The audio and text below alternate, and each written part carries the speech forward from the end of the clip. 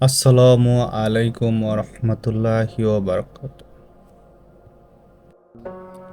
একবার তিনজন লোক সফরে গিয়েছিল।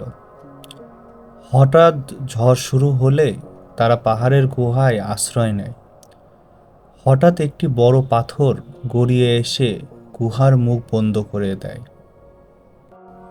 তারা একে একে বলল, আসুন আমরা আল্লাহর নিকট আমাদের সবচেয়ে খাঁটি আমলটি পেশ করি। প্রথমজন বলল, আমি একদিন আমার বৃদ্ধ মা বাবাকে দুধ খাওয়াতাম।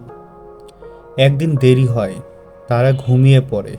আমি সারা রাত দাঁড়িয়ে থাকি যেন মা বাবা না খেয়ে না থাকেন। দ্বিতীয়জন বলল, আমি একবার এক সুন্দর মেয়েকে হারাম কাজে ডেকেছিলাম, কিন্তু সে বলেছিল আল্লাহকে ভয় করো। আমি ভয় পেয়ে পিছিয়ে আসি। তৃতীয়জন বলল, আমি এক শ্রমিককে মজুরি না দিয়ে রাখি, পরে সেসব অর্থ দিয়ে ব্যবসা করে তার সম্পদ বাড়িয়ে দিই। সে একদিন এসে দাবি করলে আমি সব ফিরিয়ে দিই।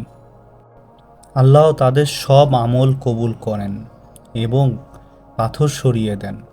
এই হাদিস আমাদের শেখায় আল্লাহর জন্য খাঁটি আমল কখনো বিফলে যায় না।